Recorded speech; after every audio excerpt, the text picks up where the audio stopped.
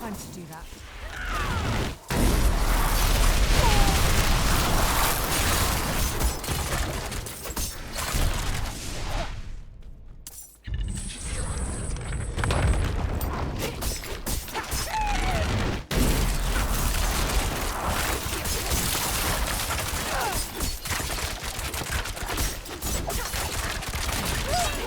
I'm not ready yet.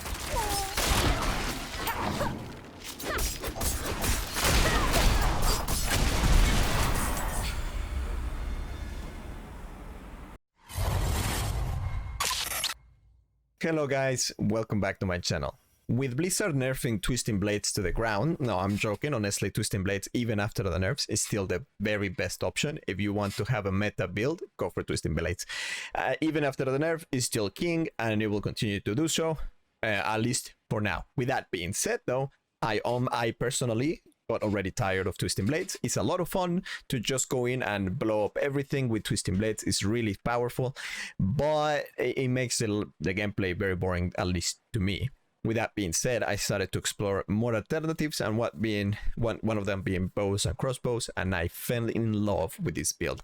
I absolutely love it because the gameplay is powerful, it's a lot of fun, and at the same time is spectacular. Rain of Arrows is such a cool ultimate, and wow. I mean, wow. Anyway, with that being said, let's get right into it. I'm going to explain the abilities and the synergies and everything else. But right before we continue, it's very important to know that for these Rain of Arrows to work, you will need, no matter what, this sacred unique amulet. Now, that does not mean that you cannot make this build. It just means that if you're going to be taking Rain of Arrows, then you definitely need the amulet, the sacred unique amulet. But you can make this exact same build without the amulet, and instead of taking a Rain of Arrows, you can take something like Shadow Clone, which will work even better. I'm taking Rain of Arrows simply because I got the item. Everything else, you can get it. So yeah, let's get right into the abilities. The first thing is that we're going to be taking as our basic puncture, and we're going for fundamental puncture because we get that vulnerability, which is definitely super good. Now moving on, we take rapid fire, and we're going to be taking improved rapid fire because it works in great synergy with puncture, because every vulnerable enemy that we damage with rapid fire will give us back 15 energy, which is fantastic. It keeps our energy up there, and in fact it gets into a point where you basically don't use puncture at all, and I'm even considering removing it and just using something else entirely and just have rapid fire as my basic attacks, which could potentially work. I haven't tested it. Now moving on, we're definitely taking Symphonic Strikes and Sturdy because of survivability reasons, and we're taking Penetrating Shot to Advanced Penetrating Shot. It's super good. It slows down the enemies, and this ability is fantastic with the aspect of Trick Shot because it just decimates light mobs, not elite normal mobs. They just decimates through. It just goes through them, and it's super fun to see Penetrating Shot blow up everything with the Shadow Imbuement combination. It's just so good. Now moving to the agility skills, you have two options. You can either go Shadow Step or Dash. Now I highly recommend Shadow Step because it gets you out of those tricky CC situations. When you get stunned, you get frozen, and they're just constantly stunning you over and over again, and then you die. Shadow Step will get you out of that. Now, I picked Dash because I just like that mobility. I like to be able to dash back and forth and away, and like I mentioned earlier, perhaps if I make it work where rapid fire becomes my basic attack, I will definitely add Dash somewhere in here instead of puncture, but I haven't tested that, so we'll see. We're taking Weapon Master because we get that increased critical strike damage with the crossbow. Is fantastic to have. Also with a bow, it will work as well because you take that 12% increased damage to vulnerable enemies. So both work. Where we taking Rock, where we gain 15% damage reduction against against damage over time effects. You can either take Rogue or you can also take Stutter Steps, because that movement speed is definitely super nice. But I chose Rogue because I just don't like to die. On the subterfuge skills, we actually not take anything. The only thing that we're taking are the passives. We're going to be taking Exploit to get that 18% increase damage to healthy and injured enemies. And we also taking Malice because it gives us that extra damage against vulnerable enemies. Again, emphasis on the vulnerable. Moving on to our imbuements, we're taking both passives of Consuming Shadows, that gives us more energy, and our Shadow Crash, which has that 10% chance to stun enemies for 1.5 seconds, which is nice. I mean, why not? We're taking a bunch of points on Shadow Imbuement because it's our main imbuement damage. It's super strong with Penetrating Shot, and it's also super strong with Rapid Fire. It's a great option. We go for a blended Shadow Imbuement because the primary explosion makes enemies vulnerable for 2 seconds, so we just want to keep everybody vulnerable. But I mean, you could... yeah, no, honestly, no. That's the way. Blended Shadow Imbuement. I was gonna say maybe go for mixed Shadow Imbuement, but nah. Blended Shadow Imbuement is the way to go. Moving on. We are taking Precision Imbuement to get that 9% increased critical strike chance when we use the Shadow Imbuement. And lastly, for our ultimate skills here, we're taking Rain of Arrows. Like I mentioned before, you can go also for Shadow Clone. Both work fantastic. Super freaking good.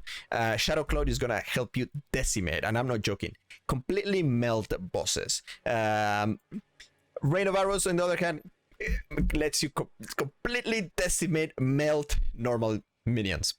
And it's really cool to see. We're also taking Adrenaline Rush, and we're also taking Haste for that, that little extra movement speed and attack speed. For our key passives, I am taking Victimize. Dealing direct damage to vulnerable enemies has up to 30 chance to cause an explosion, dealing 23 of the original damage to them and surrounding enemies. Because in my head, works in a very nice synergy with Shadow Imbuement, so you got a bunch of explosions everywhere, and it's really cool to see it when it works, because all your enemies in front of you just blow up, boom, and it's beautiful. You can also take Precision if you don't want to take Victimize. Both work fantastic. Now, moving on, let's go to the Paragon board. Here in the Paragon, we're taking on the first glyph, I take Combat, because it gives me that 7.5 increased critical strike damage, and skills that critically strike restores 12% of their energy. Now, with that being said, I don't think it's really necessary to take Combat here. I think that we have so much energy, like with all the other things that we take, that you can put something else, like for example, Efficacy, where it gives us 60%, it gives us 20% increased potency on our imbuement abilities, or you can take Exploit. That is the main reason, that is the main one that we need. So I would say probably take Exploit first before you go for Combat, or you can even choose something else, but this is how my Paragon looks. I went for Combat first to get that energy. I'm taking also the Hunter Killer Rare node, because it gives me that 32% damage to elites and that movement speed when I kill them, which I think is super useful. Then I take the Efficacy, so to make my imbuement abilities stronger. Then I move on, and also, I mean, I want to level up more, and I would like to take my rare node of Exploit, which gives me more damage against vulnerable enemies, which is definitely something I need to take. Very important.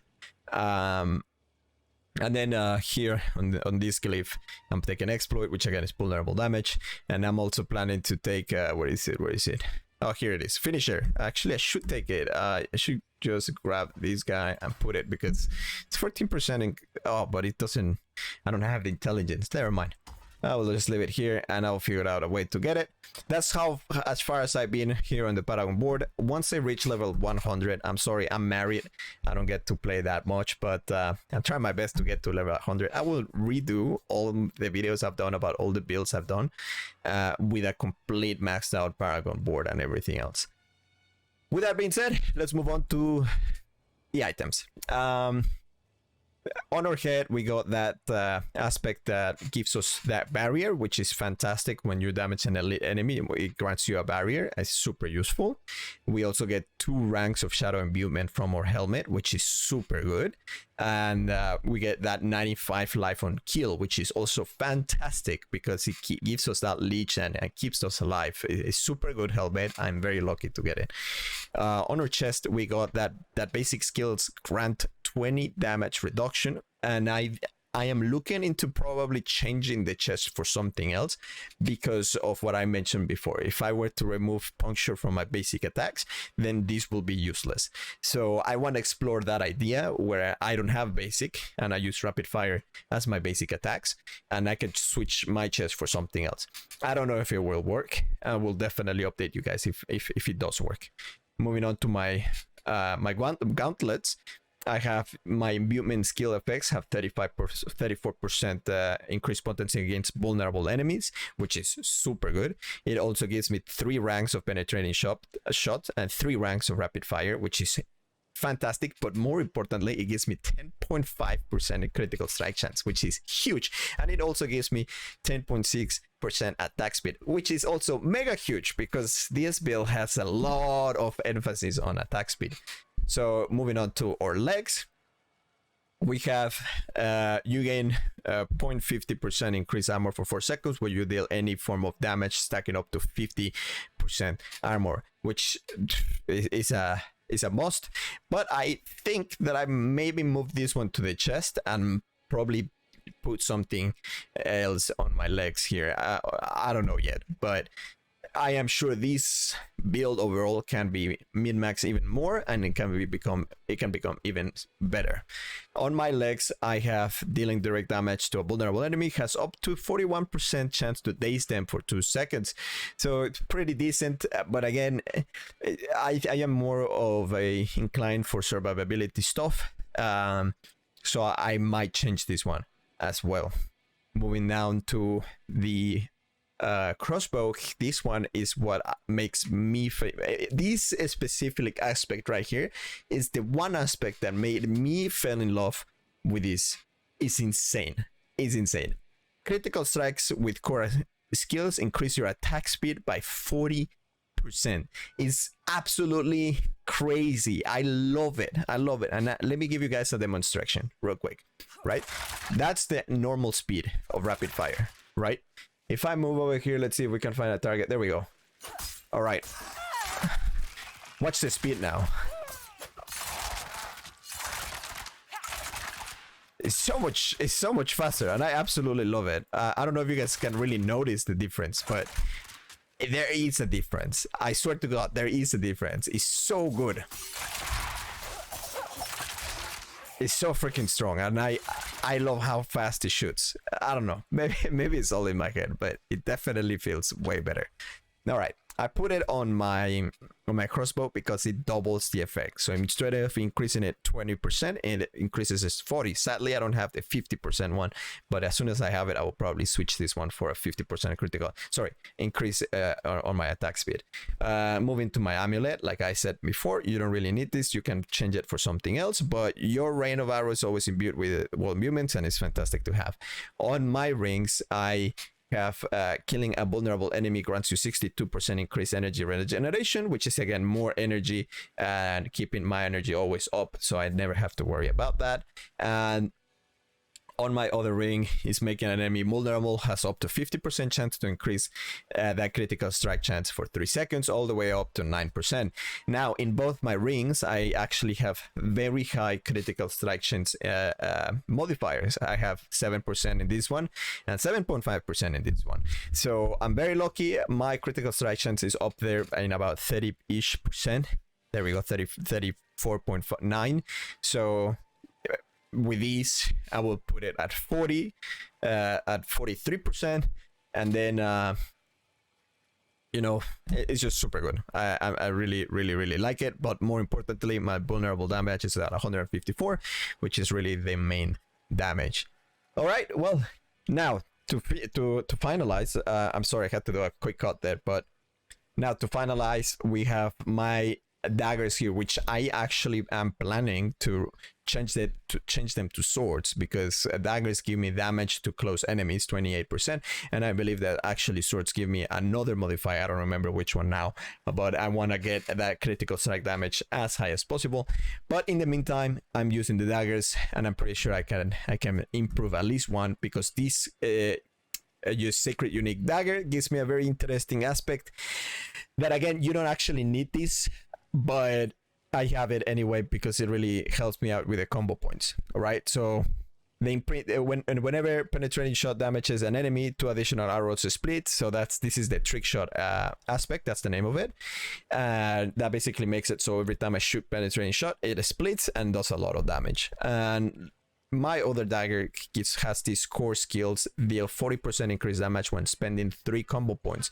Your basic skills using this weapon have 30% chance to generate 3 combo points. So I find it very useful to get always these combo points, trying to get them always there active, because the difference in damage when attacking without combo points than attacking with combo points is huge. So definitely very helpful. All right, so please let me know what you think about the build. I think I can improve it still way better. I think I can do so much more for it, and I still need to min-max my items even more, but I am getting somewhere, and more importantly, I am having a lot of fun. That's the key word.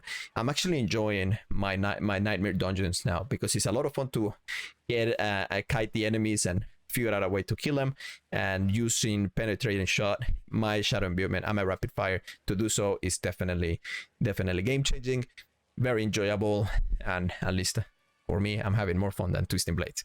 Anyway, with that being said, this is me, Tote Torres. Oh my god, I'm terrible at saying goodbyes.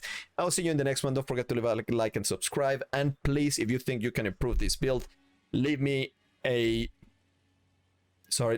comment on how in the comment section below. And I love all the feedback and ideas. And yeah, I'll see you in the next one. Goodbye.